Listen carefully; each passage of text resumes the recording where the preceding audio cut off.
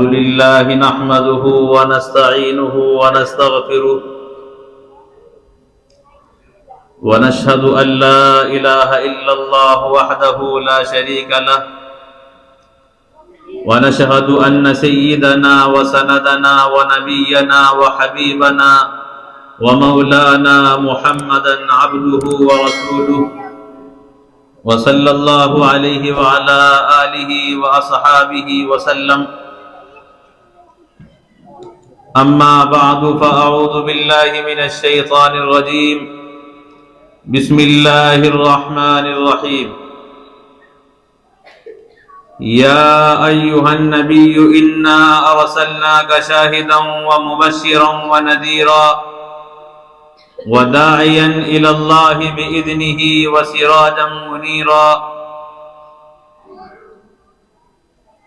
وقال النبي صلى الله تعالى عليه وسلم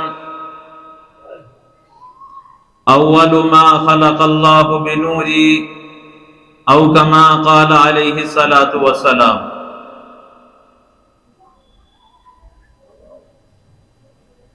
ہر ابتدا سے پہلے ہر انتہا کے بعد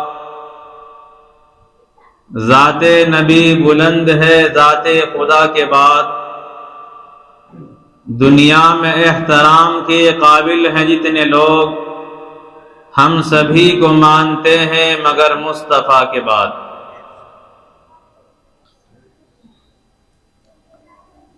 میرے محترم بزرگوں اور بھائیوں، آج کے پروگرام کا عنوان ہے سیرت النبی صلی اللہ علیہ وسلم.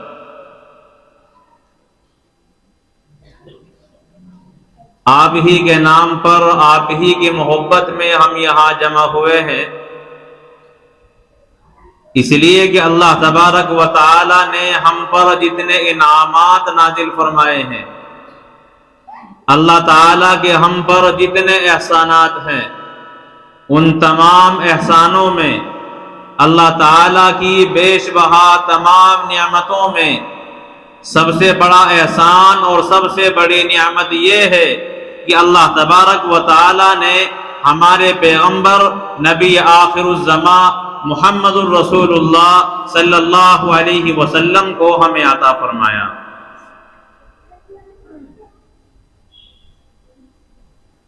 اللہ کے اس انعام پر جتنا اللہ تعالیٰ کا احسان اور اللہ تبارک و تعالیٰ کی شان میں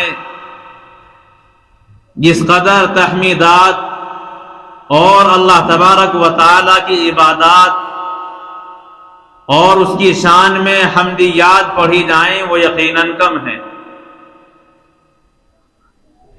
ہم تو اللہ تبارک و تعالیٰ کی ایک ادنا سی نعمت کا بھی بدلہ نہیں چکا سکتے. چاہ جائے کہ اس نعمت کا بدلہ چکایا جائے کہ اللہ تعالیٰ نے نبی آخر الزمان کا ہمیں امتی بنایا ہے. تو آج کی محفل میں بات ہوگی، ذکر ہوگا سرکار دو عالم صلی اللہ تعالی علیہ وسلم کا. لیکن اس سے پہلے ضروری ہے کہ اللہ تبارک و تعالیٰ کی شان میں کچھ کلام کیا جائے.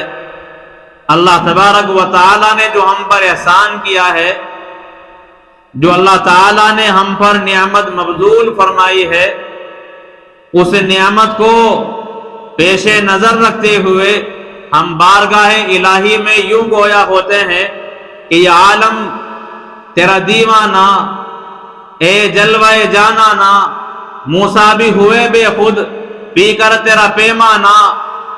آنکھوں میں کہاں طاقت جو دیکھ سکے تجھ کو، ورنہ تیرے جلووں سے آباد ہے کاشانہ. پیتے ہیں تیرا یا رب، کھاتے ہیں تیرا یا رب، پانی بھی دیا تو نے ہی دیا تانا.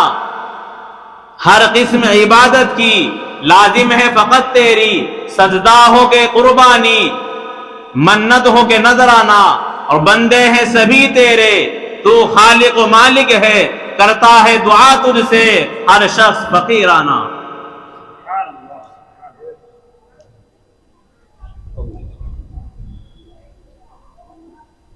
اللہ تبارک و تعالی کا ہم پر بے حد انعام و احسان ہے، تو ہمارا لازمی فریضہ ہے کہ اس کی شان اقدس میں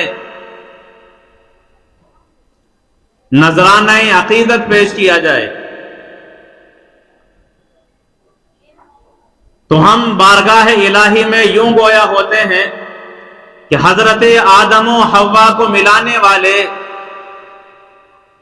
کشتی نوح کو پار لگانے والے، شکم ماہی میں یونس کو کھلانے والے، نار نمرود کو گلزار بنانے والے، شاہ کنعان میں یوسف کو بچانے والے، نیل سے موسیٰ کو پار لگانے والے، حضرت عیسیٰ کو سولی سے بچانے والے، اور محمد کو مدینے میں سلانے والے۔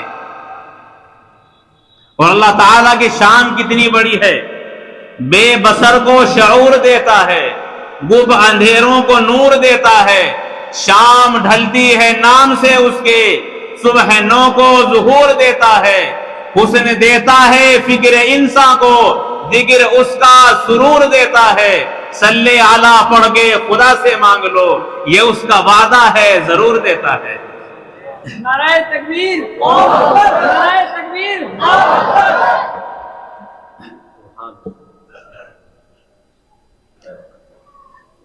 سامعین محترم، اللہ تبارک و تعالی نے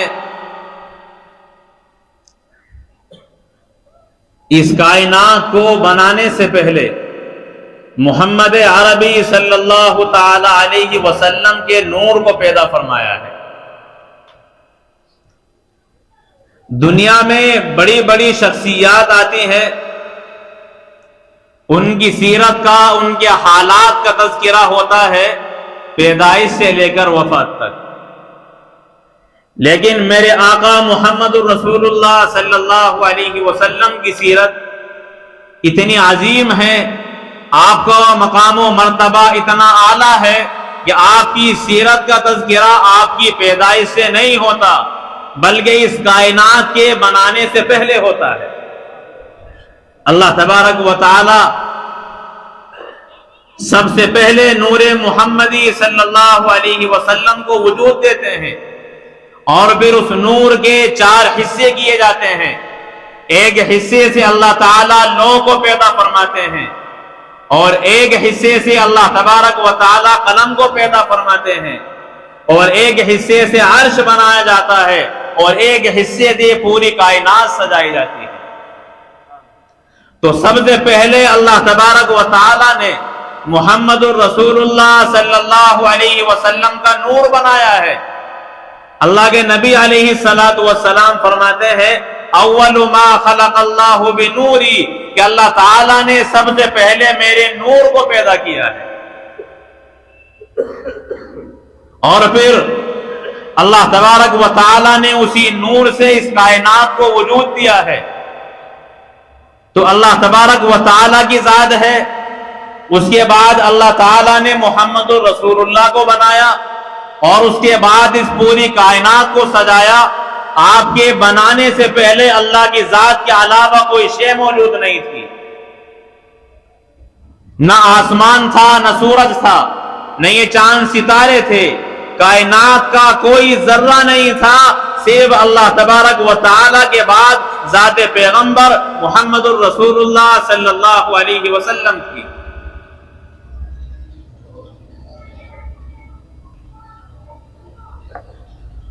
آپ کی پیدائش سے پہلے کچھ نہیں تھا۔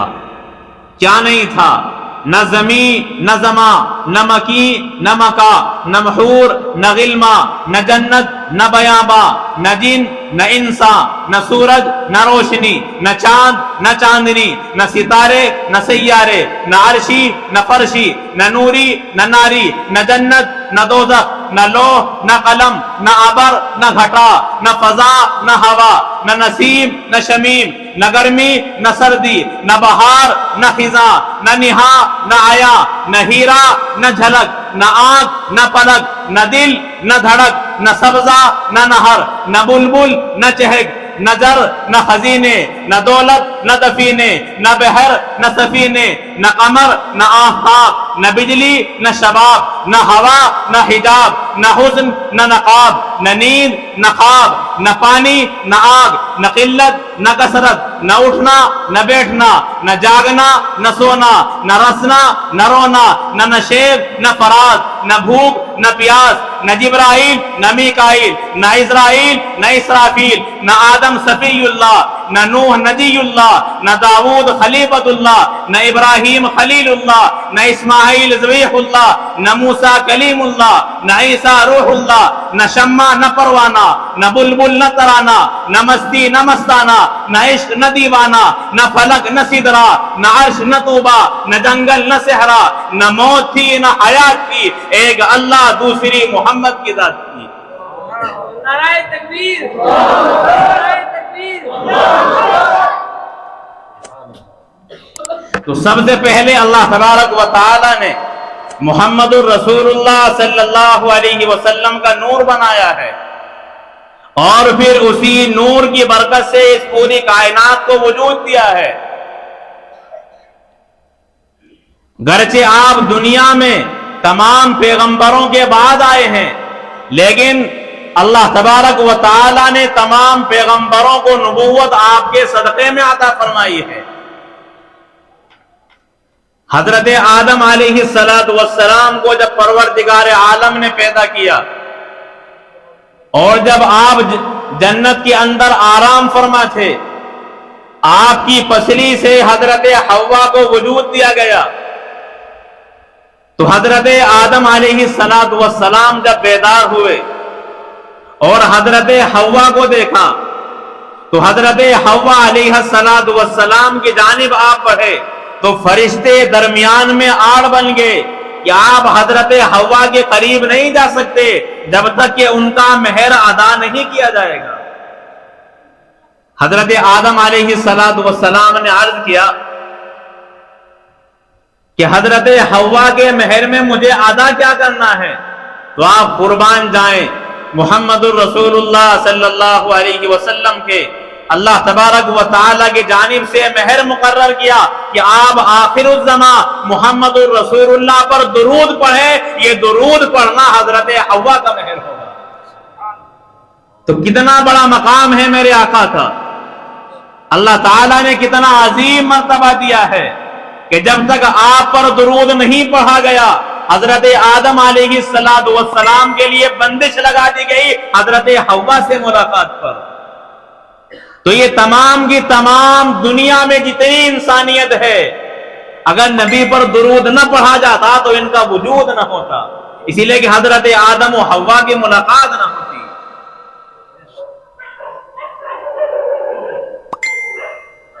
حضرت آدم علیہ السلام کو اللہ تعالیٰ نے درخت سے منع کیا کہ اس کے قریب نہیں جانا، اور جب آپ نے اسے استعمال کیا، آپ کو جنت سے زمین پر بھیج دیا گیا۔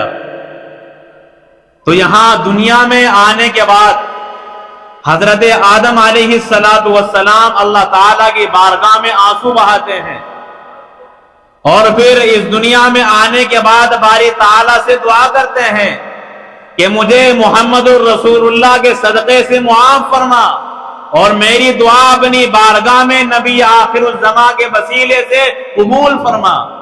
اللہ تبارک و تعالی فرماتے ہیں، یا آدم تمہیں کیسے معلوم ہوا کہ محمد الرسول اللہ صلی اللہ علیہ وسلم عظیم شخصیت ہیں؟ تو حضرت آدم کا جواب سنیں، آپ نے فرمایا کہ باری تعالی جب آپ نے میرے جسم میں اور قالب میں روح ڈالی اور میری آنکھیں کھلی، تو میں نے عرش الہی پر لا الہ الا اللہ کے ساتھ محمد الرسول اللہ بھی لکھا دیکھا۔ میں اسی وقت سمجھ گیا تھا کہ اللہ تعالیٰ نے جس کا نام اپنے نام کے ساتھ لکھا ہے، اللہ تعالیٰ کے یہاں اس سے بڑا مقام و مرتبہ کسی کا نہیں ہو سکتا۔ وہ یقیناً بارگاہ الہی میں اللہ تبارک و تعالیٰ کے سب سے عظیم محبوب ہوں گے کہ جن کو اللہ تعالیٰ نے اپنے نام کے ساتھ جوڑ دیا ہے۔ تو اللہ تبارک و تعالیٰ نے فرمایا کہ آدم، اگر میں محمد الرسول اللہ کو پیدا نہ کرتا اور آپ کا اس دنیا میں آنا مقدر نہ ہوتا تو آپ کو نہ بنایا جاتا اور اس پوری کائنات کو وجود نہ ملتا۔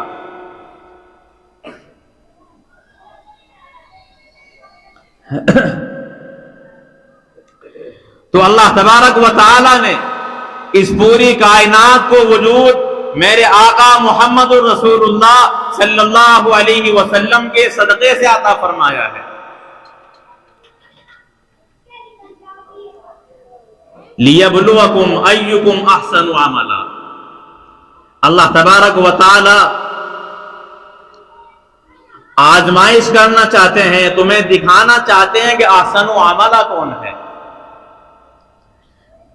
قاضی ثناء اللہ پانی پتی علیہ الرحمہ اپنی مایہ ناز تفسیر مظہری کے اندر لکھتے ہیں، احسن عملہ کا مطلب ہے سب سے بہترین عمل کرنے والا، سب سے خوبصورت عمل کرنے والا۔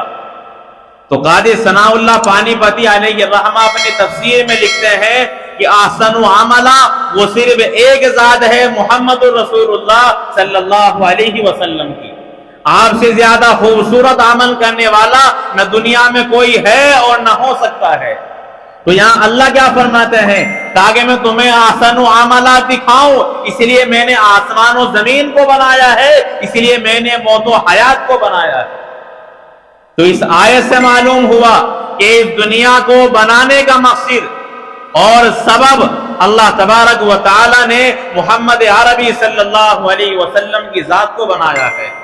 اگر آپ نہ ہوتے تو دنیا کے اندر کسی شے کو وجود نہیں مل سکتا تھا، کچھ بھی نہ یہاں ہوتا اگر آپ نہ ہوتے، منظر یہ کہاں ہوتا اگر آپ نہ ہوتے، پالے ہوئے باغوں میں پرندے میرے آقا، کب ارض و سما ہوتا اگر آپ نہ ہوتے، ہوتی نہ فضا چاند ستاروں سے منور، ہر سم دھواں ہوتا اگر آپ نہ ہوتے، مکڑی نہ کبوتر نہیں سور کا منظر، وہ صدیق کہاں ہوتا اگر آپ نہ ہوتے، در کعبہ نہ اذانیں نہ نمازیں، وہ جرار کہاں ہوتا اگر آپ نہ ہوتے، دلدار وفادار حیادار نہ ہوتا، وہ عثمان کہاں ہوتا اگر آپ نہ ہوتے، نہیں خیبر نہیں مرحب نہیں حسنین کا بابا، وہ کرار کہاں ہوتا اگر آپ نہ ہوتے، نہیں مجلس نہیں محفل نہیں سرکار کی باتیں،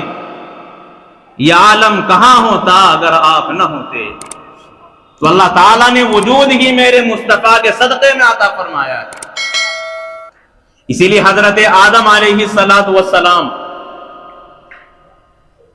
اپنے بیٹے حضرت شیث علیہ السلام کو وصیت کرتے ہیں کہ بیٹا میرے بعد میرے قائم مقام میرے خلیفہ تم بننے والے ہو،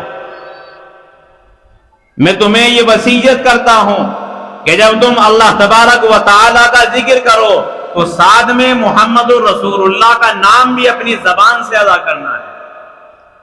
حضرت شیث علیہ السلام نے معلوم کیا کہ محمد الرسول اللہ کون ہے، تو حضرت آدم علیہ السلام فرماتے ہیں کہ محمد الرسول اللہ وہ ہیں کہ میں نے جنت کے اندر جنت کے درختوں پر اور سدرہ کے ورق پر، فرشتوں کی پیشانیوں پر اور حور عین کی آنکھوں پر محمد الرسول اللہ لکھا دیکھا ہے۔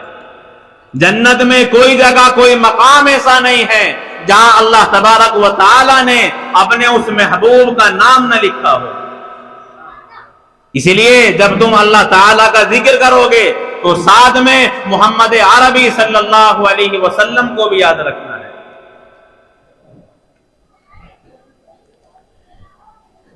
آپ کا مقام و مرتبہ کتنا اعلیٰ ہے۔ اللہ تعالیٰ نے عالم ارواح میں اس دنیا میں آنے سے پہلے جہاں انسانوں کی روحیں ہوتی ہیں اسے عالم ارواح کہا جاتا ہے۔ اللہ تعالیٰ نے وہاں دو عہد لیے ہیں، دو پکے اور پختہ وعدے کیے ہیں اس دنیا میں آنے والے ہر انسان اور جنات نے۔ پہلا عہد لیا اللہ تعالیٰ نے، الست بربکم، کیا میں تمہارا رب نہیں ہوں؟ تو تمام کائنات نے کہا بلا کیوں نہیں، آپ ہمارے پروردگار ہمارے رب ہیں۔ آپ ہی نے تو ہمیں وجود دینا ہے، آپ ہی نے ہماری ارواح کو بنایا ہے۔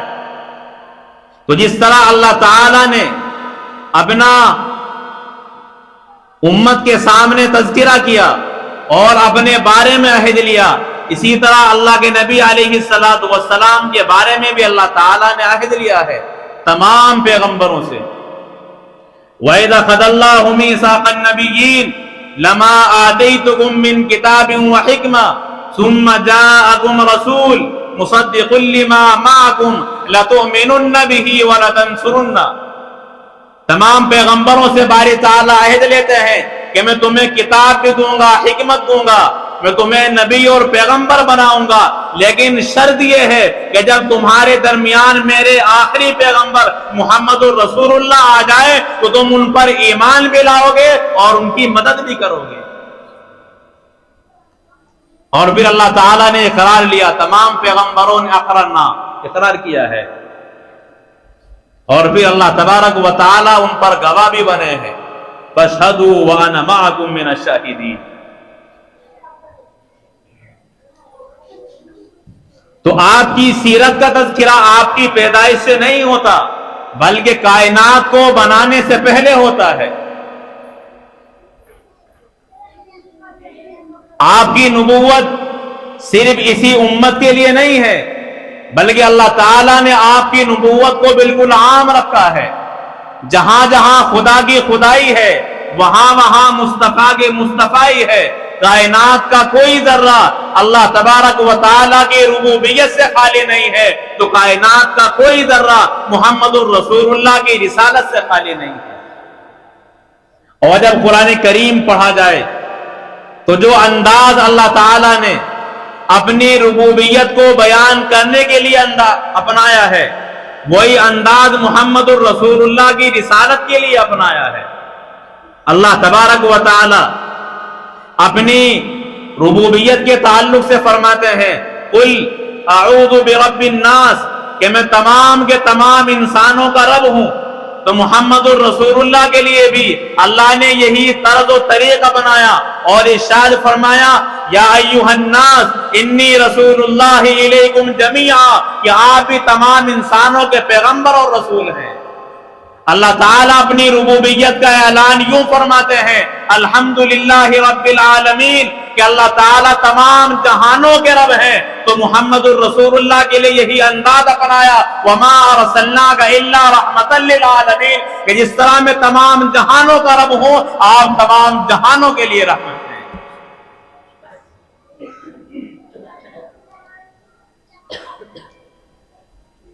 بہرحال جہاں اللہ تعالیٰ کی ربوبیت ہے وہاں محمد الرسول اللہ کی رسالت ہے۔ ابھی آپ نے سنا کہ عالم ارواح میں اللہ تعالیٰ نے اپنے رب ہونے کا اقرار کرایا تو محمد الرسول اللہ کے رسول ہونے کا اقرار کرایا۔ تو عالم ارواح میں اللہ تعالیٰ کی ربوبیت ہے تو محمد الرسول اللہ کی رسالت بھی ہے، اور پھر اس دنیا کے اندر اللہ تبارک و تعالیٰ کی ربوبیت ہے تو نبی اکرم علیہ السلام کی رسالت بھی ہے، اور اتنی عام ہے کہ جس کو انسان ہی نہیں اللہ تبارک و تعالیٰ کی دوسری مخلوق حیوانات بھی جانتے ہیں۔ حضرت عمر فاروق رضی اللہ تعالیٰ عنہ فرماتے ہیں کہ ایک شخص نبی اکرم علیہ السلام کے پاس حاضر ہوا، وہ ایک تھیلا لیے ہوئے ہے، اس نے آپ کے پاس بیٹھ کر اپنے تھیلے سے ایک گو نکالی، گو ایک جانور ہے، اور عرض کیا یا رسول اللہ اگر آپ اللہ تعالیٰ کے پیغمبر ہیں، اللہ تعالیٰ کے رسول ہیں تو میں آپ کو ماننے کے لیے تیار ہوں بشرطے کہ یہ گو آپ کے رسول ہونے کی گواہی دیں۔ حضرت عمر فاروق فرماتے ہیں کہ اللہ کے نبی علیہ السلام نے اس سے سوال کیا اور ہم اس کے جواب دینے کو سن رہے تھے اور سمجھ بھی رہے تھے، یعنی بالکل صاف عربی زبان میں وہ آپ سے بات کر رہی تھی۔ اللہ کے نبی علیہ السلام نے اس سے پہلا سوال کیا کہ تیرا رب کون ہے؟ اس نے کہا کہ جس نے آسمان کو بلندی دی ہے، جس نے دریا میں روانی پیدا کی ہے، جس نے اس زمین میں راستے بنائے ہیں، جو راضی ہو کر جنت عطا کرتا ہے، اور ناراض ہو کر جہنم میں داخل کر دیتا ہے۔ پھر آپ نے دوسرا سوال کیا، من انا، میں کون ہوں؟ تو اس کو انہیں جواب دیا کہ آپ محمد الرسول اللہ اور خاتم النبیین ہیں۔ تو اس کائنات میں اس طرح اللہ تبارک و تعالیٰ کی ربوبیت کو حیوان پہچانتے ہیں، وہ حیوان محمد الرسول اللہ کی رسالت کو بھی پہچانتے ہیں۔ تو اس عالم دنیا میں اللہ کی ربوبیت ہے تو محمد الرسول اللہ کی رسالت بھی ہے۔ اور پھر دوسرا عالم آتا ہے، مرنے کے بعد شروع ہو جاتا ہے، قیامت تک رہے گا، اسے عالم برزخ اور عالم قبر کہا جاتا ہے۔ وہاں عالم قبر میں بھی اللہ تبارک و تعالیٰ کی ربوبیت کے ساتھ محمد الرسول اللہ کی رسالت بھی ہے۔ اللہ کے نبی فرماتے ہیں کہ جو بندہ قبر میں رکھا جاتا ہے، اس سے سوال کیا جاتا ہے مرنے کے بعد، مرغبو کا تیرا رب کون ہے؟ اور دوسرا سوال کیا جاتا ہے من نبیو کا تیرا نبی کون ہے؟ تو جس طرح سوال اللہ کے ربوبیت کا کیا جاتا ہے، اس طرح محمد الرسول اللہ کی نبوت کا کیا جاتا ہے۔ تو عالم برزخ میں اللہ کی خدائی، اللہ کی ربوبیت ہے تو محمد الرسول اللہ کی نبوت اور رسالت بھی ہے۔ اور پھر قیامت برپا ہوگی، عالم محشر میں، میدان محشر میں لوگ جمع ہوں گے۔ وہاں جہاں لوگ اللہ تبارک و تعالیٰ کو یا رب کہہ کر پکار رہے ہوں گے، وہاں محمد الرسول اللہ کو بھی سفارش کے لیے پکاریں گے۔ تو وہاں بھی اللہ تعالیٰ کی ربوبیت بھی ہوگی اور محمد الرسول اللہ کی رسالت بھی ہوگی۔ اللہ کے نبی علیہ السلام بارگاہ الہی میں دعا کرنے والے، سفارش کرنے والے ہوں گے، اور باری تعالیٰ اس سفارش کو قبول کرنے والے ہوں گے۔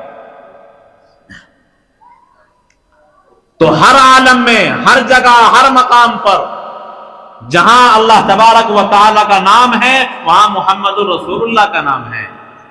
کلمے میں، اذانوں میں، نمازوں میں، درودوں میں، سلاموں میں، ہر جگہ، ہر مقام پر آپ کا ذکر محمود ہوتا ہے۔ اذان اس وقت تک مکمل نہیں ہوتی جب تک کہ اللہ کے نام کے ساتھ محمد الرسول اللہ کا نام نہ لیا جائے۔ آپ کے نام کے بغیر اقامت اور تکبیر مکمل نہیں ہوتی، اور جب تک آپ کے نام کا کلمہ نہ پڑھا جائے مسلمان نہیں بنتا اور ایمان دل میں راسخ نہیں ہوتا۔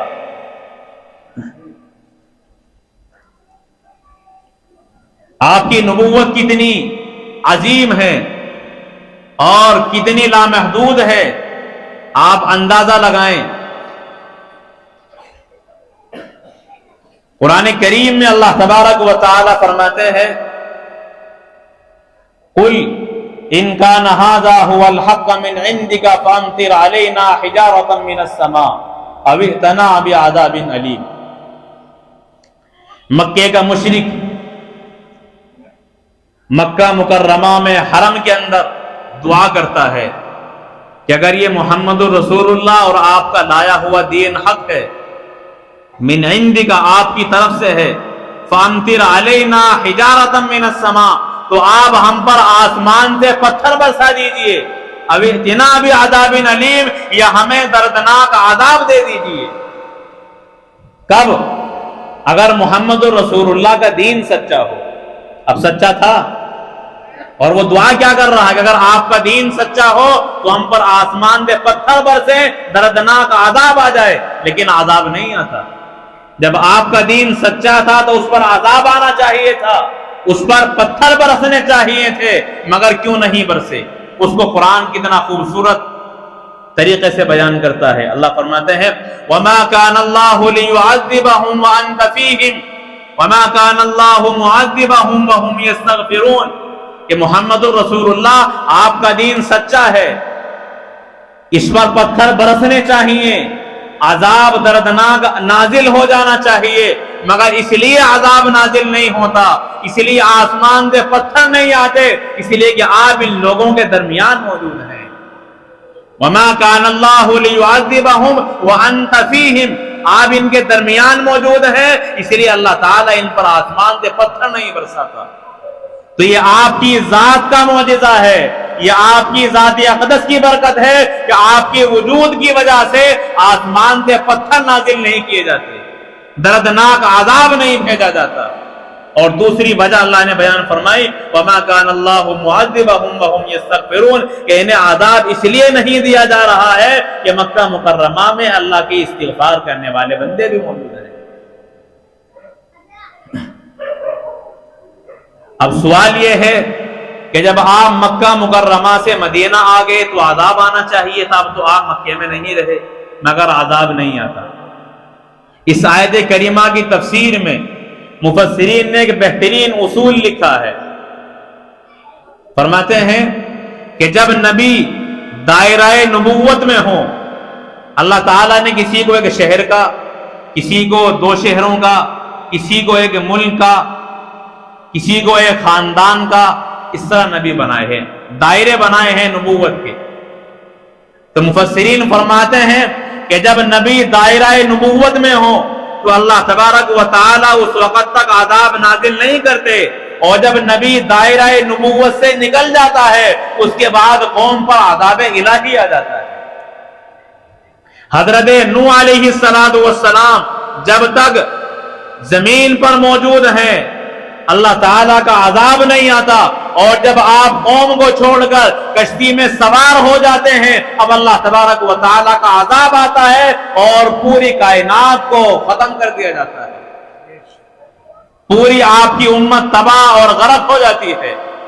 حضرت موسیٰ علیہ السلام مصر کے اندر موجود ہیں اور مصر میں خدائی کا دعویٰ کیا جا رہا ہے، انا ربکم الاعلی کی ڈینگیں ماری جا رہی ہیں، مگر خدائی کا دعویٰ کرنے کے باوجود اہل مصر کو عذاب میں گرفتار نہیں کیا جاتا، اس لیے کہ اللہ کا پیغمبر حضرت موسیٰ علیہ السلام وہاں موجود ہے۔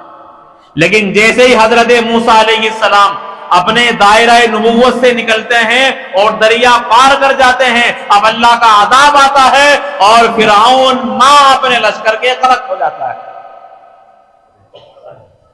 حضرت لوط علیہ السلام کی بستی پر اس وقت تک اللہ نے عذاب نہیں بھیجا جب تک آپ اپنی بستی میں موجود تھے، اور پھر اللہ نے فرمایا کہ آپ صبح میں اپنے گھر والوں کے ساتھ بستی سے نکل جانا اور پیچھے مڑ کر بھی نہیں دیکھنا۔ جب صبح میں حضرت لوط علیہ السلام اپنی بستی سے نکل جاتے ہیں اس کے بعد قوم کا عذاب آتا ہے کہ جبریل امین تمام شہروں کو آسمان پر لے جا کر نیچے گرا دیتے ہیں اور پھر آسمان سے پتھر برسائے جاتے ہیں۔ یہ وحشت ناک عذاب ان لوگوں پر آیا، مگر اس وقت آیا جب حضرت لوط علیہ السلام اس بستی کو چھوڑ کر دائرہ نبوت سے نکل چکے تھے۔ تو ضابطہ یہ ہے کہ جب نبی دائرہ نبوت میں ہوں تو اللہ تبارک و تعالیٰ کا عذاب نہیں آتا۔ تو محمد الرسول اللہ صلی اللہ علیہ وسلم کی نبوت کا دائرہ کتنا وسیع ہے، آپ اندازہ لگائیں کہ آپ مکہ مکرمہ میں ہیں، اللہ کا عذاب نہیں آتا اس لیے کہ آپ مکے کے نبی ہیں، پھر آپ مکہ مکرمہ چھوڑ کر طائف چلے جاتے ہیں مگر اللہ کا عذاب نہیں آتا اس لیے کہ آپ طائف کے بھی نبی ہیں، اللہ کے نبی علیہ السلام مکے سے مدینہ آ جاتے ہیں، اب تو عذاب آ جانا چاہیے تھا مگر عذاب اس لیے نہیں آتا۔ آپ صرف مکے کے نبی نہیں، آپ صرف طائف کے نبی نہیں بلکہ آپ مدینے کے بھی نبی ہیں، آپ بدر جاتے ہیں، احد جاتے ہیں، تبوک جاتے ہیں، حنین جاتے ہیں مگر عذاب نہیں آتا اس لیے کہ آپ بدر کے بھی نبی ہیں، آپ احد کے بھی نبی ہیں، آپ حنین کے بھی نبی ہیں، آپ تبوک کے بھی نبی ہیں، آپ پورا عرب کا علاقہ چھوڑ کر ملک شام میں بیت المقدس پر چلے جاتے ہیں مگر اللہ کا عذاب نہیں آتا اس لیے کہ آپ عرب کے نبی نہیں بلکہ شام کے بھی نبی ہیں، آپ بیت المقدس کے بھی نبی ہیں، آپ یہ زمین چھوڑ کر آسمان پر جاتے ہیں مگر اللہ کا عذاب اس لیے نہیں آتا کہ آپ جس طرح زمین کے نبی ہیں، اس دھرتی کے پیغمبر ہیں، اسی طرح آپ آسمانوں کے بھی پیغمبر ہیں، اور پھر دوسرے تیسرے عرش پر پہنچ جاتے ہیں مگر اللہ کا عذاب نہیں آتا اسی لیے کہ آپ تمام آسمانوں کے، آپ سدرۃ المنتہا کے اور عرش معلی کے بھی نبی ہیں، اس لیے اللہ تبارک و تعالی عذاب نہیں دیتے۔ اب آپ اس دنیا میں آتے ہیں آسمانوں کی سیر کرنے کے بعد، جنت و جہنم کا مشاہدہ کرنے کے بعد، دیدار خداوندی کے بعد، اور مدینہ منورہ جب آپ جاتے ہیں 10 سال کی زندگی وہاں گزارتے ہیں تو آپ کا رحلت کا وقت آتا ہے. آقا نامدار محمد الرسول اللہ صلی اللہ علیہ وسلم بیمار ہوتے ہیں اور آپ کی وفات ہو جاتی ہے، آپ قبر کے اندر چلے جاتے ہیں. مگر عذاب آ جانا چاہیے تھا، اب تو آپ زمین پر نہیں رہے، مگر عذاب اس لیے نہیں آتا کہ آپ صرف دنیا کے نبی نہیں بلکہ آپ عالم قبر کے بھی نبی ہیں. اسی لیے اللہ فرماتا انت فیہم کہ اے پیغمبر آپ کا وجود ایسا ہے جس کی وجہ سے میں ان لوگوں کو عذاب نہیں دیتا، ورنہ اگر آپ کی ذات گرامی نہ ہوتی تو ان پر آسمان سے پتھر برسائے جاتے اور عذاب علیم نازل کر دیا جاتا. تو محمد الرسول اللہ کی رسالت بڑی وسعت والی ہے. تمام پیغمبر جب اس دنیا میں آتے ہیں اس کے بعد ان کی نبوت پر ایمان لایا جاتا ہے، لیکن محمد الرسول اللہ کی رسالت ایسی ہے، آپ کی پیغمبری ایسی ہے کہ اس دنیا میں آنے سے پہلے آپ پر ایمان لایا جاتا ہے. آپ نے سنا ہوگا، بیدار ہو جائیں، تھوڑے جاگیں، اٹھاؤ ہی نہیں، مکمل کریں گے بس تھوڑا دیر.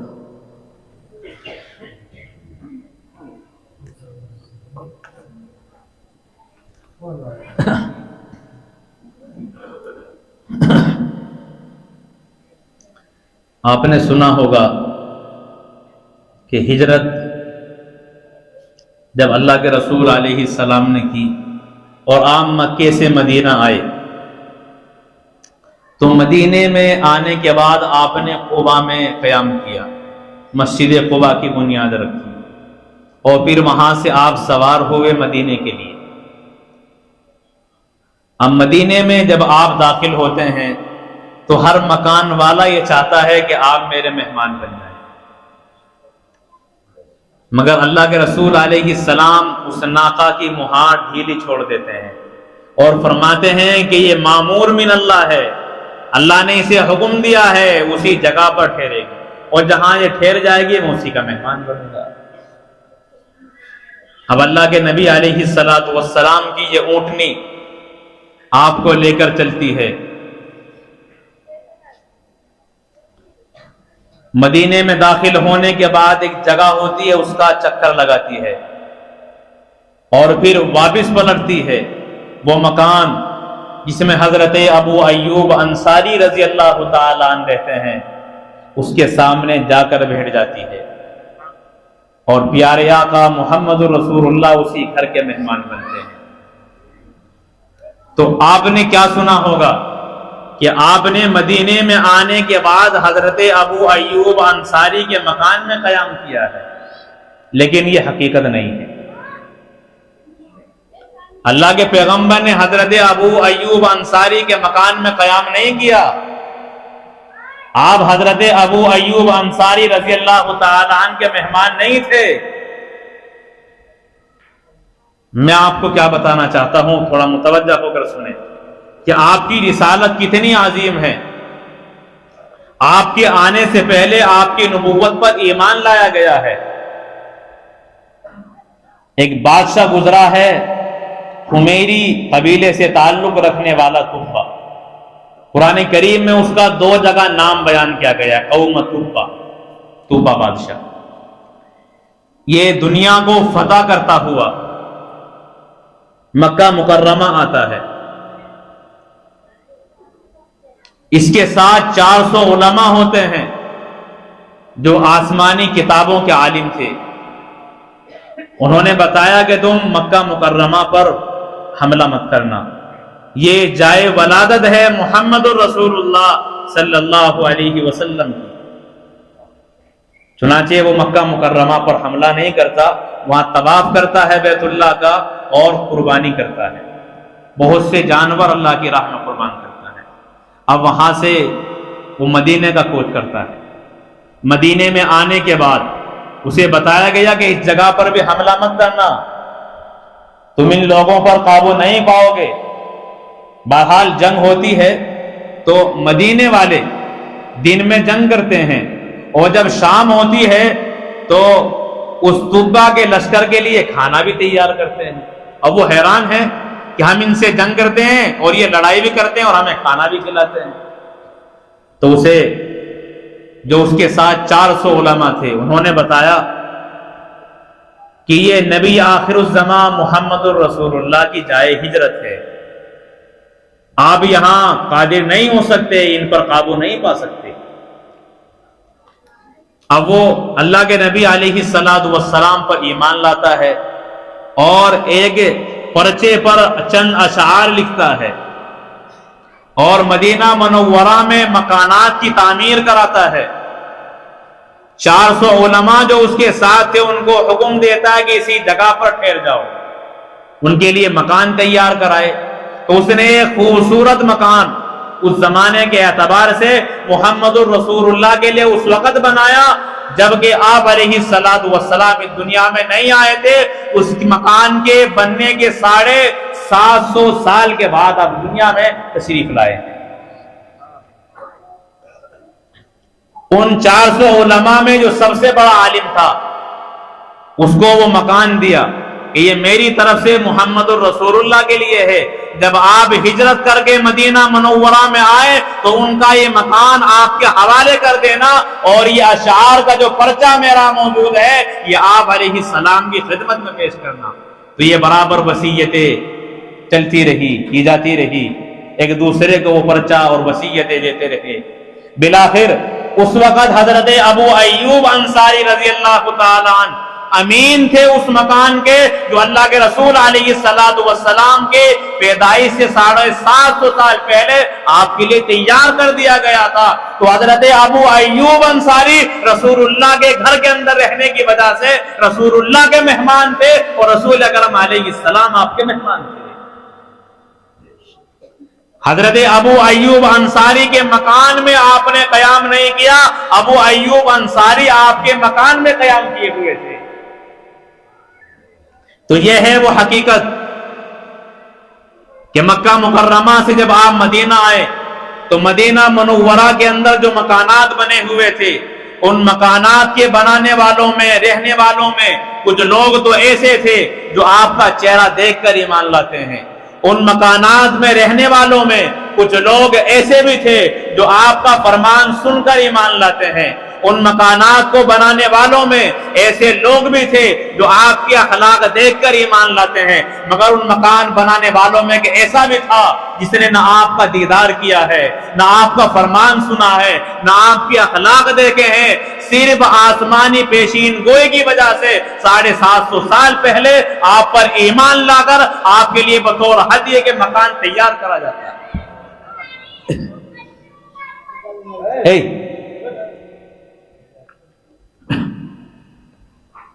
بہرحال تو محمد الرسول اللہ صلی اللہ علیہ وسلم کو اللہ تبارک و تعالی نے اتنا بڑا مقام عطا فرمایا ہے کہ آپ کی نبوت ہر جگہ ہر مقام پر موجود ہے.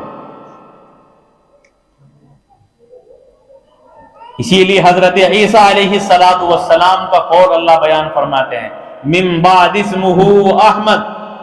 حضرت عیسیٰ علیہ السلام نے اپنی قوم کو وصیت کی اور بتایا کہ میرے بعد احمد پیدا ہوں گے. یہ حضرت عیسیٰ علیہ السلام کی خوشخبری ہے اور تمام پیغمبروں نے آپ علیہ السلام کی اپنی امتوں کو خبر دی ہے اور انہیں بتایا ہے کہ اگر تمہارے درمیان آخری پیغمبر آ جائے تو ان پر ایمان لائے بغیر تمہاری نجات نہیں ہوگی.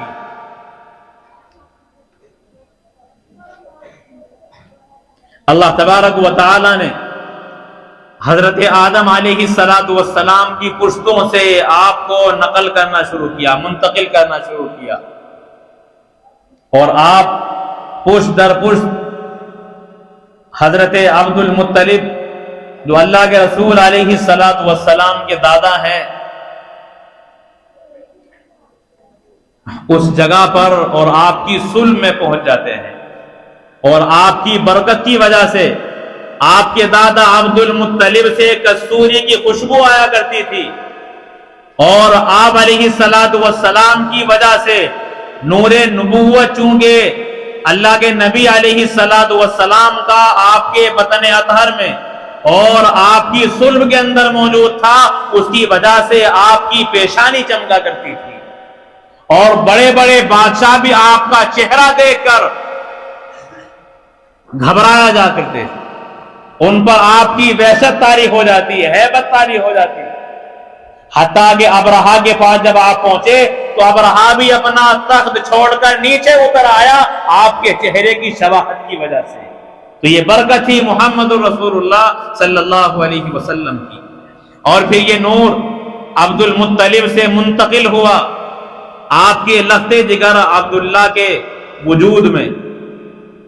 نبی اکرم علیہ السلام کے اس نور کی وجہ سے آپ کی پیشانی چاند کی طرح چمکتی تھی، حتیٰ کہ جب تک آپ نے حضرت آمنہ سے نکاح نہیں فرمایا تھا، آپ کا گزر ہوتا ہے ایک عورت پر جو عالمہ ہے تورات کی، جو عالمہ ہے انجیل کی، آسمانی کتابوں کو جاننے والی ہے۔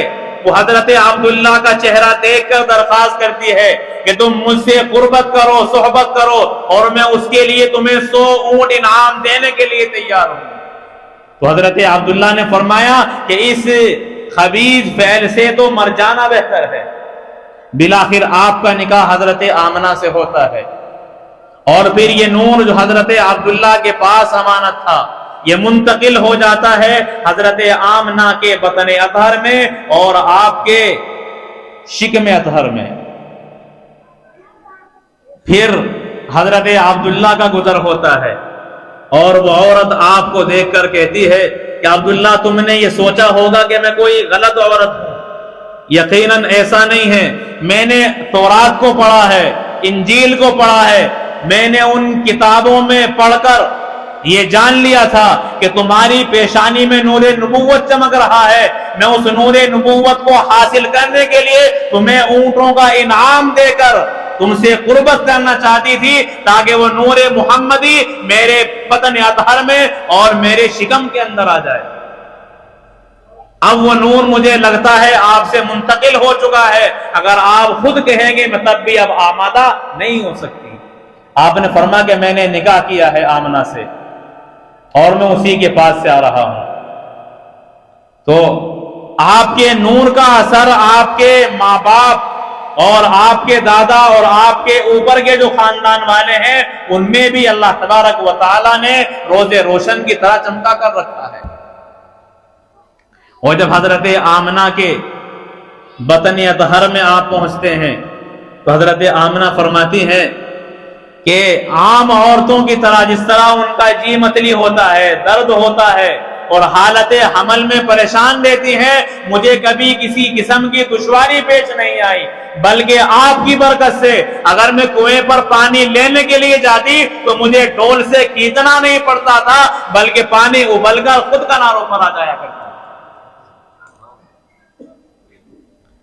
اللہ کے نبی علیہ السلام کا جب میرے بطن میں وجود ہوا اور اللہ کے رسول علیہ السلام بطن اطہر میں پرورش پانے لگے تو مجھے خوشبو اتنی آتی تھی کہ تمام دنیا کی خوشبوئیں اس کا مقابلہ نہیں کر سکتی، اور مجھے آپ کے آنے کی بشارت دی جاتی تھی اور مجھے بتایا جاتا تھا کہ تمہارے درمیان میں ایک عظیم شخصیت آنے والی ہے جو اس پوری کائنات کے سردار ہوں گے، اور ان کا نام محمد رکھنا۔ دنیا میں ان کا نام محمد ہوگا اور آسمانوں پر ان کا نام احمد ہوگا۔ حضرت آمنہ فرماتی ہیں کہ جب اللہ کے رسول علیہ السلام اس دنیا کے اندر آئے تو کیا منظر تھا۔ آپ فرماتی ہیں کہ آپ کو غسل کی ضرورت نہیں پڑی، کوئی آلائش آپ کے بدن پر موجود نہیں تھی، اس لیے کہ آپ تو لوگوں کی صفائی کرنے کے لیے آئے تھے۔ آپ کی آنکھوں میں سرما لگا ہوا تھا۔ اللہ کے نبی علیہ السلام جب تشریف لائے تو آپ کا ختنہ کیا ہوا تھا، اس کی بھی ضرورت پیش نہیں آئی۔ اور جب آپ اس دنیا کے اندر آتے ہیں تو آتے ہی سجدے میں گر جاتے ہیں، اور اپنی زبان سے جو آپ سب سے پہلا کلمہ نکالتے ہیں وہ الحمدللہ کثیرا وسبحان اللہ بکرۃ وصیلا۔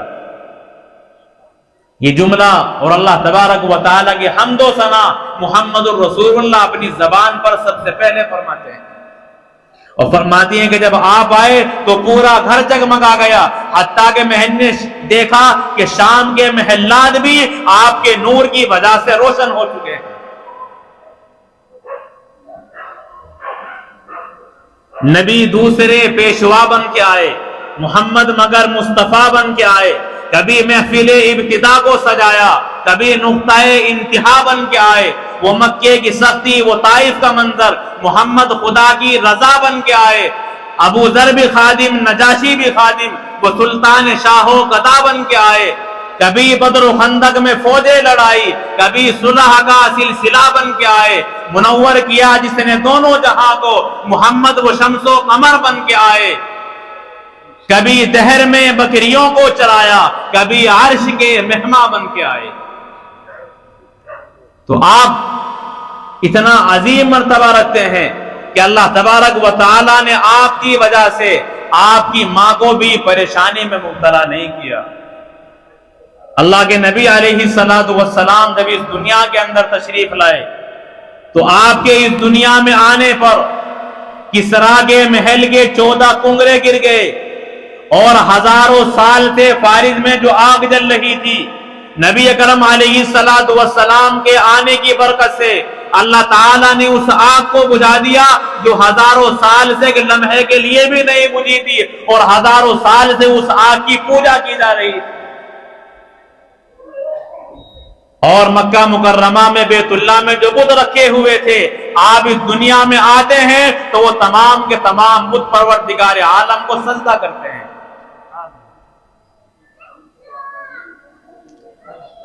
اور پھر دودھ پلانے کے لیے جب آپ حضرت حلیمہ کی آغوش میں جاتے ہیں تو حضرت حلیمہ فرماتی ہیں کہ میرا جو چھوٹا بچہ تھا، میرا اتنا بھی دودھ نہیں تھا کہ اس کا پیٹ بھر جائے، وہ سیر ہو جائے، لیکن جب میں نے محمد الرسول اللہ کو اپنے سینے سے لگایا تو اتنا دودھ اتر آیا کہ محمد بھی سیراب ہو گئے اور میرا بیٹا بھی سیراب ہو گیا۔ اور وہ اونٹنی جو بالکل لاغر تھی، دودھ نہیں دے سکتی تھی، جب محمد الرسول اللہ کے رضائی والد اس کا دودھ دوہنے کے لیے بیٹھے تو تمام برتن بھر گیا اور تمام گھر والے سیراب ہو گئے، اور نیند آرام سے گزاری، ورنہ فاقے کی وجہ سے نیند بھی دشوار تھی۔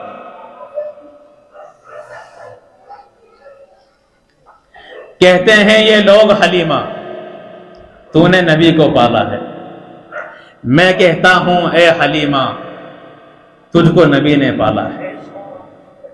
حضرت حلیمہ کیا فرماتی ہیں کہ جب میں گھر لے کر کے گئی اور اونٹنی پر سوار ہوئی سواری کے لیے تو تمام میرے ساتھ آنے والی عورتیں آگے تھی اور میری سواری پیچھے تھی، لیکن جب محمد الرسول اللہ کو میں نے اپنی آغوش میں لیا تو تمام اونٹنیاں پیچھے رہ گئی اور محمد الرسول اللہ کی یہ سواری سب سے آگے نکل گئی۔ اب وہ عورتیں آپ کے ساتھ آنے والی معلوم کرنے لگی، حلیمہ کیا تو نے اونٹنی کو بدل دیا ہے؟ کیا یہ وہی اونٹنی ہے جس پر آپ سوار ہو کر آئی تھی؟ آپ نے فرمایا کہ ہاں وہی اونٹنی ہے جس پر میں سوار ہو کر آئی تھی۔ ان عورتوں کو یہ معلوم نہیں تھا کہ سواری تو وہی ہے مگر اس سواری کا سوار بدل چکا ہے۔ پہلے یہ پیچھے رہ سکتی تھی مگر اب اس کا سوار ایسا ہے جو تمام کائنات سے آگے نکلنے والا ہے اور جس کی برکت سے کائنات کو وجود ملا ہے، جس کی برکت سے اونٹنیوں کا وجود ہو، اور جس اونٹنی پر وہ سوار ہو جائے وہ دوسری اونٹنیوں سے پیچھے کیسے رہ سکتی ہے؟ اللہ کے رسول علیہ السلام کو تو اللہ تعالیٰ نے تمام پیغمبروں کا امام بنایا، تمام پیغمبر پیچھے ہیں اور آپ مسجد اقصی میں مصلی پر ہیں۔ جو انبیاء کی امامت کرنے کے لیے آیا ہو اس کی اونٹنی سب سے آگے نہیں ہوگی، پھر کون ہوگا جس کی سواری کو اللہ تعالیٰ یہ اعزاز دے گی؟ تو حضرت حلیمہ فرماتی ہیں کہ جب ہم اپنے مقام پر پہنچے، اپنی بستی میں پہنچے تو وہاں قحط پڑا ہوا تھا، جنگلات خشک تھے، سرسابی شادابی نہیں تھی، اور جنگل میں چرنے والے جانور بھوکے گھر آیا کرتے تھے۔ مگر جب میری بکریاں جنگل کے اندر جاتی تو وہ سیراب ہو کر آتی. لوگ کہنے لگے کہ اپنی بکریاں وہاں چراؤ جہاں حلیمہ کی بکریاں چرتی ہیں. مگر انہیں معلوم نہیں تھا کہ ان بکریوں کو محمد الرسول اللہ کے صدقے سے مل رہا ہے، تمہارے پاس وہ دولت نہیں ہے. آپ کے بڑے ہو جانے پر آپ کے رضائی بھائی بہن آپ کو جنگل میں لے کر جاتے. وہ خود بیان فرما دیا کہ حضرت شیما یہ اللہ کے رسول سے بڑی ہیں، آپ کو لوریاں دیتی تھی، کھلاتی تھی. وہ فرماتی ہیں اپنی والدہ سے کہ جب ہمارے ساتھ ہمارا یہ بھائی محمد رسول اللہ ہوتا ہے تو ہمیں بکریوں کی حفاظت نہیں کرنا پڑتی، اس لیے کہ بکر اسی کے ارد گرد تمام کی تمام بکریاں چکر لگاتی رہتی ہیں، وہ آپ سے جدا نہیں ہوتی. ہمیں لاٹھی لے کر انہیں ہانکنا نہیں پڑتا. اور جب ہم کسی کنویں پر پانی لینے کے لیے جاتے ہیں تو پانی کھینچنا نہیں پڑتا، بلکہ پانی خود قدموں میں آ کر کے دستک دیتا ہے اور سلامی پیش کرتا ہے.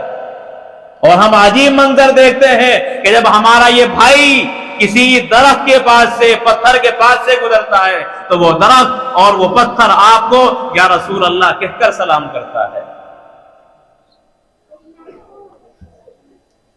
تو حضرت حلیمہ کے گھر میں برکتیں ہی برکتیں تھی. فرماتی ہیں کہ جب آپ ہمارے گھر میں آ گئے اور کسی جگہ پر روشنی کی ضرورت پڑتی تو میں نے کبھی چراغ نہیں جلایا، میں اپنے بیٹے محمد کو لے کر اس جگہ چلی جاتی، وہ تمام کی تمام جگہ روشن ہو جاتی. تو حضرت حلیمہ کو آپ کی برکت سے ملا ہے. تو کہتے ہیں یہ لوگ حلیمہ تو نے نبی کو پالا ہے.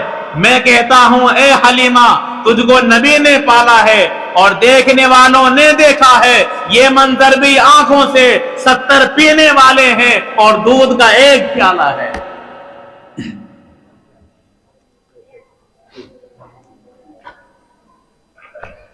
تو آقا نامدار محمد عربی صلی اللہ علیہ وسلم کے اندر اللہ تعالیٰ نے عظیم برکت رکھی ہے. آپ کو کتنا حسین بنایا. حضرت جابر بن سمرہ رضی اللہ تعالیٰ عنہ فرماتے ہیں کہ 14ویں کا چاند نکلا ہوا ہے، محمد الرسول اللہ تشریف فرما ہے اور میں آپ کے ساتھ بیٹھا ہوا ہوں. میں اپنی آنکھوں سے کبھی محمد الرسول اللہ کو دیکھتا ہوں، کبھی چاند کو دیکھتا ہوں، تو مجھے چاند پر جھائیاں نظر آئی مگر میرے محمد کا چہرہ صاف اور شفاف تھا. چاند سے زیادہ خوبصورت میرے پیغمبر اور میرے نبی کا چہرہ تھا، اسی لیے کہ چاند کو چاندنی وہ آپ کے صدقے اور طفیل سے حاصل ہوئی. کتنا حسین ہے آپ کا چہرہ. میں مختصر کر رہا ہوں. اللہ کے رسول علیہ السلام کے صحابی ہیں حضرت فضالہ بن عمیر فتح مکہ کے بعد اسلام لائے. ایک عورت کے ساتھ آپ کے تعلقات تھے، اس کے عاشق تھے. اللہ کے نبی علیہ السلام سے دشمنی تھی، آپ کے قتل کا ارادہ کرتے ہیں اور قتل کے ارادے سے آپ کے قریب جاتے ہیں. تو آپ کے قریب جانے کی وجہ سے اللہ تبارک و تعالی آپ کو دولت ایمان سے نوازتے ہیں. اسی کو اشعار میں یوں کہا گیا ہے کہ فتح مبین کے دوسرے دن کا ہے واقعہ، مصروف تھے طواف میں حضرت شاہ و رضا. اتنے دن سامنے سے فضالہ بھی آ گیا، سوچا یہ اس نے آج کے تنہا ہے مصطفیٰ، موقع کہاں ملے گا پھر ایسا جہان میں، کر دوں ناکام ان کا بس ایک آن میں. یہ ٹھان کر بڑھا سوئے محبوب کبریا، پہنچا قریب جب تو شہیدی نے یوں کہا، اس وقت کر رہا تھا ارادہ تو دل میں کیا.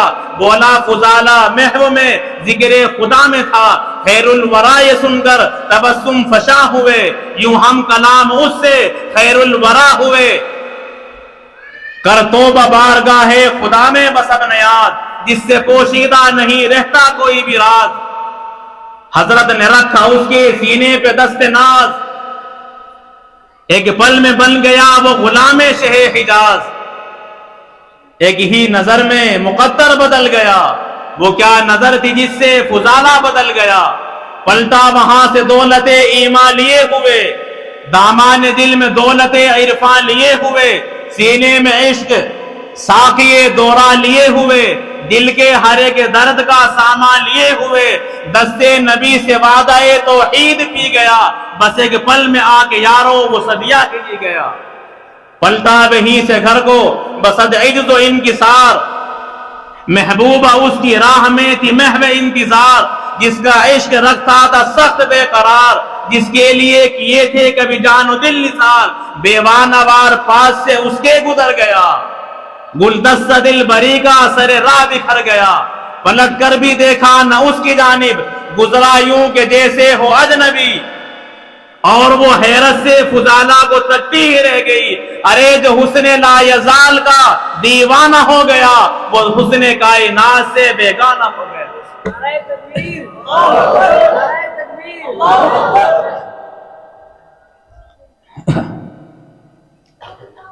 تو ایسا اللہ تعالیٰ نے آپ کو حسن دیا ہے۔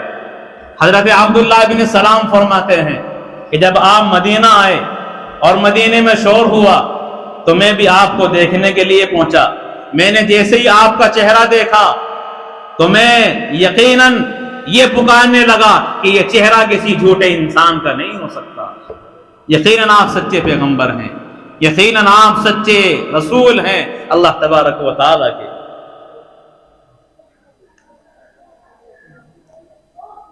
حضرت یوسف علیہ السلام کو بھی اللہ تعالیٰ نے حسین بنایا ہے، مگر سب سے زیادہ خوبصورت، سب سے زیادہ حسین اللہ تبارک و تعالیٰ نے محمد رسول اللہ کو بنایا ہے۔ حضرت عائشہ فرماتی ہیں کہ جن عورتوں نے حضرت یوسف علیہ السلام کو دیکھا ہے انہوں نے اپنے ہاتھ کاٹے ہیں، اگر وہ یوسف کو دیکھنے والی میرے محمد کا چہرہ دیکھ لیتی تو وہ اپنی گردنیں کٹا ڈالتی۔ آپ کی ہر چیز خوبصورت ہے، آپ کی آنکھیں کتنی خوبصورت ہیں۔ اللہ فرماتے ہیں ما زاغ البصر، اور رسول اللہ فرماتے ہیں کہ رکوع سجدہ صحیح کیا کرو، جس طرح میں آگے کا دیکھتا ہوں مجھے پیچھے کا بھی اسی طرح نظر آتا ہے۔ دنیا میں آپ کو کوئی ایسا نہیں ملے گا جو آگے اور پیچھے برابر دیکھتا ہو، مگر اللہ تعالیٰ نے اپنے پیغمبر کو ایسا بنایا ہے کہ جس طرح آپ سامنے کا دیکھتے ہیں اسی طرح آپ کو برابر پیچھے کا بھی نظر آتا ہے۔ اللہ تبارک و تعالیٰ نے آپ کو اتنا خوبصورت بنایا ہے کہ جب آپ بات کرتے ہیں تو اللہ کے نبی علیہ السلام کے دانتوں مبارک سے نور نکلتا ہوا لوگوں کو محسوس ہوتا ہے، اور جب آپ اپنے منہ کا لعاب کسی کنویں میں ڈال دیں تو پھر وہ ایسا بن جاتا ہے کہ اس کے اندر سے خوشبو نہیں جاتی، اور اس کا پانی میٹھا ہو جاتا ہے جبکہ پہلے اس کا پانی پینا دشوار تھا۔ اور ایک بات اور عرض کر دوں، اللہ کے نبی علیہ السلام نے زمزم پیا، اور زمزم پینے کے بعد وہ پانی اسی کنویں کے اندر ڈال دیا۔ اب جو زمزم کو پیتا ہے وہ محمد رسول اللہ کا جھوٹا بھی پیتا ہے۔ قدر کرو اس پانی کی، وہ عام پانی نہیں ہے۔ جس طرح حجر اسود پتھر ہے، پتھروں میں سے ایک پتھر ہے مگر پتھروں جیسا پتھر نہیں، آب زمزم پانیوں میں سے پانی ہے مگر پانی جیسا پانی نہیں، قرآن کتابوں میں سے کتاب ہے مگر کتابوں جیسی کتاب نہیں، محمد الرسول اللہ انسانوں میں سے انسان ہے مگر انسانوں جیسے انسان نہیں۔ وجہ کیا ہے؟ آپ عام انسانوں کی طرح نہیں ہیں۔ حضرت عائشہ فرماتی ہیں کہ جب آپ قضائے حاجت سے فارغ ہو کر آتے ہیں میں اسی مقام پر جاتی ہوں، مجھے خوشبو کے سوا کچھ نظر نہیں آتا۔ اللہ کے رسول فرماتے کہ زمین اسے نگل جاتی ہے، تو آپ کے بول و براز سے بھی خوشبو آتی ہے۔ عام انسان کو جب پسینہ آتا ہے تو پسینے سے بدبو آتی ہے، مگر محمد الرسول اللہ کا پسینہ تمام خوشبوؤں وغیرہ غالب آ جاتا ہے۔ حضرت سلمہ، اللہ کے رسول علیہ السلام سوئے ہوئے ہیں، آپ کو پسینہ آتا ہے، تو وہ آپ کا پسینہ پونچھ کر شیشے میں بھر رہی ہے۔ ان کے بیٹے معلوم کرتے ہیں کہ والدہ یہ کیا ہے؟ فرماتی ہیں کہ یہ ایسی خوشبو ہے جس کا مقابلہ دنیا کی کوئی خوشبو نہیں کر سکتی۔ اللہ کے نبی علیہ السلام جب کسی راستے سے گزرتے تو آپ کی خوشبو کی وجہ سے پہچان لیا جاتا کہ اس راستے سے محمد الرسول اللہ کا گزر ہوا ہے۔ اللہ تبارک و تعالی نے آپ کو اتنا عظیم بنایا ہے کہ اللہ کے نبی علیہ السلام کے جسم پر، آپ کے کپڑوں پر مکھی تک نہیں بیٹھتی۔ اسے آپ اتنے پاکیزہ ہیں کہ مکھی گندگی پر بیٹھتی ہے۔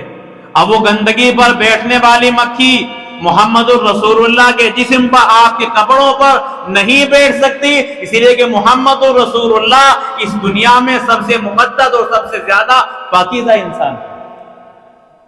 تیرا کردار پاکیزہ، تیرے افکار پاکیزہ، تیرے اطوار پاکیزہ، تیرے انوار پاکیزہ، امر معروف نہیں ہے منکر، تیرا منصب، تیرا معیار، تیری ہجرت، تیرا ہر کار پاکیزہ، تیری جنگیں، تیرے غزوے، تیرے گھوڑے، تیرا لشکر، تیرا خنجر، تیری برچھی، تیری تلوار پاکیزہ، تیری کملی، تیرا بستر، تیرا حجرہ، تیری مسجد، تیری کھڑکی و الماری، در و دیوار پاکیزہ، تیری ہر چیز پاکیزہ، تیری ہے اے میرے آقا، تیرے کنکر، تیرے پتھر، تیرے اشجار پاکیزہ، تیرے آبا، تیرے اجداد، تیرا گھر بار پاکیزہ۔ شب ہجرت محمد کی سواری عظمتوں والی نبی کا ثانی اثنین اذ ہما فی الغار پاکیزہ، وہ جس کی شان و شوکت سے ملی اسلام کو عزت، نبی کی دعا کا ثمر عمر جرار پاکیزہ، سخاوت اور حیا کے جس کے چرچے ہیں زمانے میں وہ عثمان غنی ذوالنورین پاکیزہ، برادر جعفر فاتح خیبر وہ تیرے پیار کا مرکز، علی المرتضی وہ حیدر کرار پاکیزہ۔ اور نہیں دیکھا چشم فلک نے ناز ایسا بھی، سواری خود پیمبر ہے اور سوار پاکیزہ، مہاجر تیرے پاکیزہ، تیرے انصار پاکیزہ، تیرے وہ چار پاکیزہ، تیرے سب یار پاکیزہ۔ نعرہ تکبیر، نعرہ تکبیر، شان محمد عربی۔ محمد رسول اللہ کا ہر یار پاکیزہ ہے، وہ ایک الگ موضوع ہے، مگر آپ کے یاروں کا تذکرہ آئے تو خاموش بھی نہیں رہا جاتا۔ بس میں اتنا عرض کروں گا کہ لے شوق سے نام صحابہ کا، کر چرچا عام صحابہ کا، گر طلب ہے تجھ کو جنت کی تو پلہ تھام صحابہ کا۔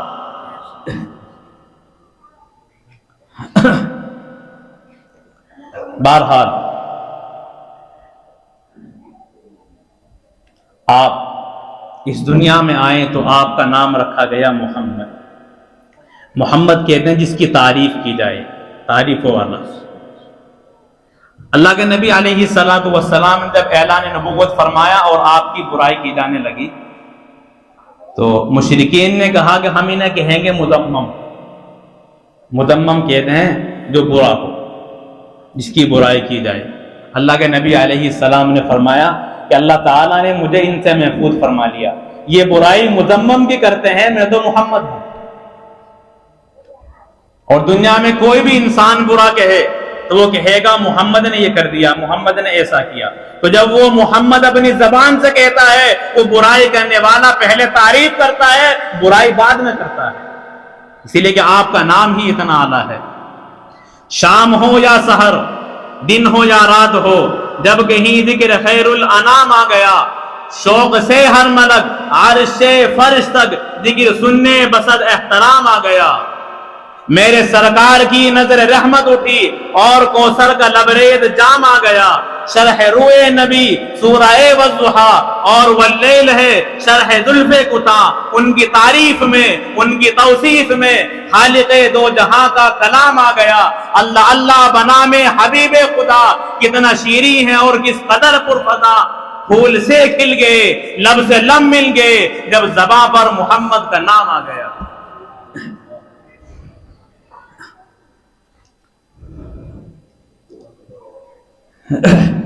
تو آپ کا نام ہی عظمت والا ہے۔ تو اللہ تعالیٰ نے آپ کو ہر چیز اعلیٰ دی ہے. اللہ تبارک و تعالیٰ نے آپ کو آنکھیں بھی سب سے اعلیٰ دی ہیں، کان بھی سب سے اعلیٰ دیے ہیں، اور سماعت بھی سب سے اعلیٰ دی ہیں. اللہ کے نبی علیہ السلام نے ایک مرتبہ فرمایا کہ تم نے کچھ سنا جو آپ کے پاس بیٹھے ہوئے تھے؟ یا رسول اللہ کچھ نہیں. آپ نے فرمایا کہ میں نے آسمان کے چرچرانے کی آواز سنی ہے، اور اس کا بولنا، اس کا چرچرانا یہ وجہ ہے اس میں بالش بھر جگہ ایسی نہیں ہے جہاں اللہ تعالیٰ کی عبادت نہ کی جا رہی ہے. تو میں بتانا یہ چاہتا ہوں کہ آپ کی سماعت اتنی اعلیٰ ہے کہ آسمان اتنی بلندی پر، جو 500 سال کی مسافت کا فاصلہ ہے، اتنی بلندی پر اس کی آواز نکلتی ہے. محمد الرسول اللہ مدینے میں بیٹھے ہوئے اس آواز کو سماعت فرما لیتے ہیں. یہ قوت ہے اللہ کے نبی علیہ السلام کی، جو اللہ تبارک و تعالی نے آپ کو عطا فرمائی ہے.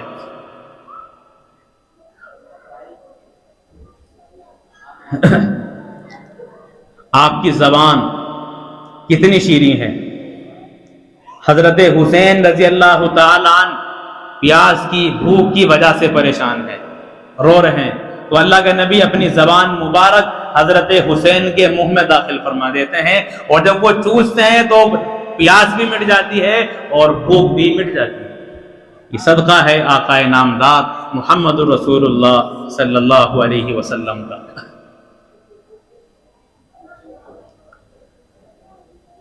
بہرحال حضرت حلیمہ سعدیہ آپ کو دودھ پلاتی ہیں. تفسیر مظہری کے اندر ایک عجیب بات لکھی ہے کہ جب حضرت حلیمہ محمد الرسول اللہ کو لے کر چلتی ہیں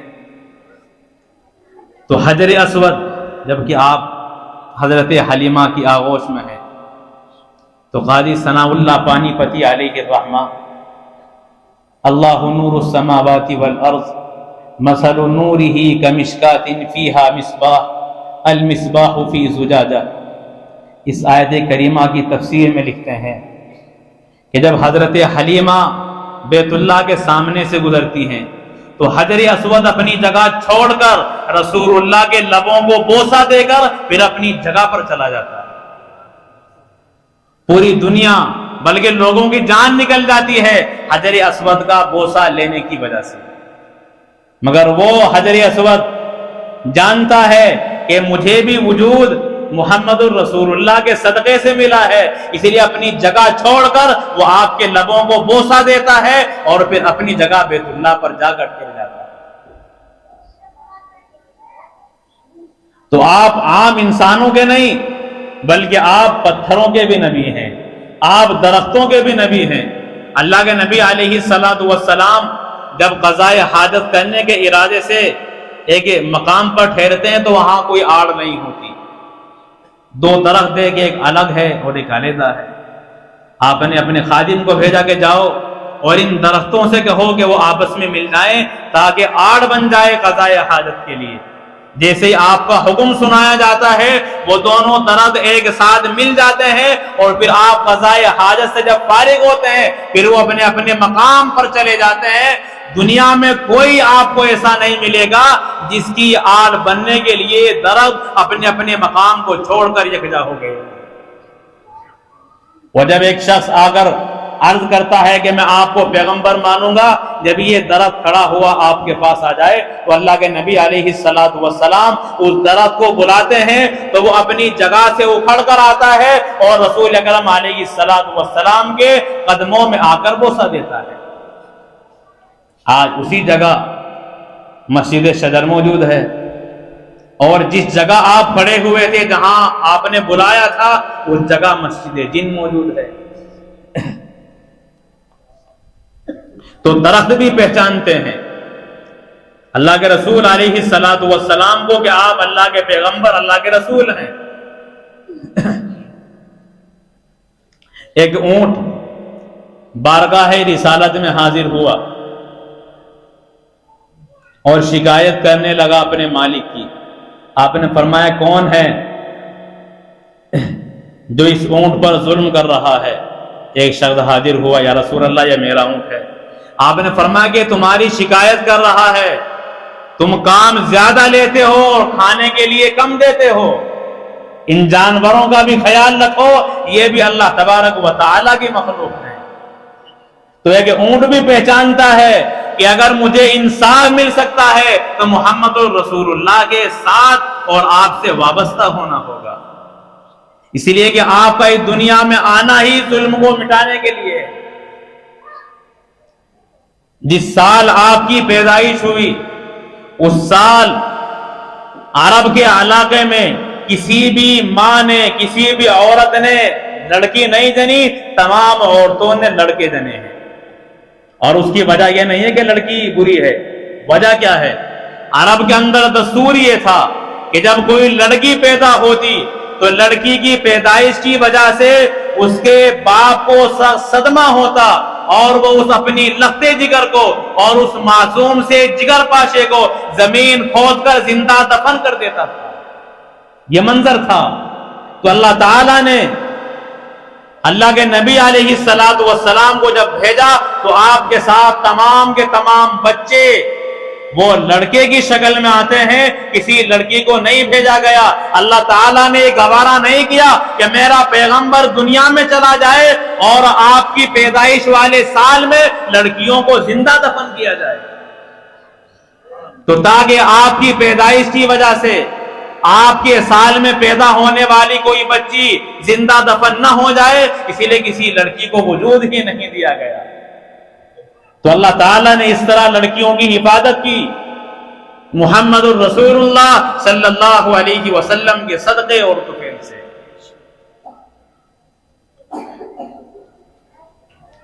تو یہ آپ کی سیرت ہے۔ ابھی تو سیرت تو ابھی آپ کی زندگی کی، آپ کی کمالات کی ابھی تو بیان بھی نہیں، ابھی تو ابتدائی مرحلہ بھی نہیں ہے، ابھی تو یہ بھی نہیں بتا کہ پیغمبروں نے ایمان کس طرح قبول کیا، وہ تو ابھی پیچھے چھوڑ کے آیا ہوں، مگر وقت اس کی اجازت نہیں دیتا، ورنہ آپ اگلی مجلس میں نہیں آئیں گے کہ کافی وقت ہو جاتا ہے۔ بس میں اتنا عرض کروں گا کہ ما زاغ البصر ہے نگاہ تیری، شق القمر ہے ادا تیری، حاضل بلد ہے شہر تیرا، سدرا سے آگے ہے راہ تیری، والشمس ہے چہرہ تیرا، واللیل زلف سیاہ تیری، یاسین و طٰہٰ نام ہے، مزمل و مدثر قبا تیری، میں کیا میری اوقات کیا رب کرتا ہے ثنا تیری، تو ہے مجسم خوبیاں میں بیاں کروں کیا کیا تیری، اتنا میں کہتا ہوں فقط ہے ذات بعد از خدا تیری۔ اللہ تعالیٰ نبی سے عشق و محبت عطا فرمائے اور اس مجلس کو اپنی بارگاہ میں قبول فرمائے، اور اس مجلس کی اور ذکر رسول کی برکت سے ہم تمام کی اور تمام دنیا کے مسلمانوں کی مغفرت فرمائے، اور ذکر رسول کی برکت سے دنیا سے جانے والے تمام انسانوں کو اللہ تعالی معاف فرما کر ان کی قبر کو منور فرمائے۔ وما علینا الا البلاغ۔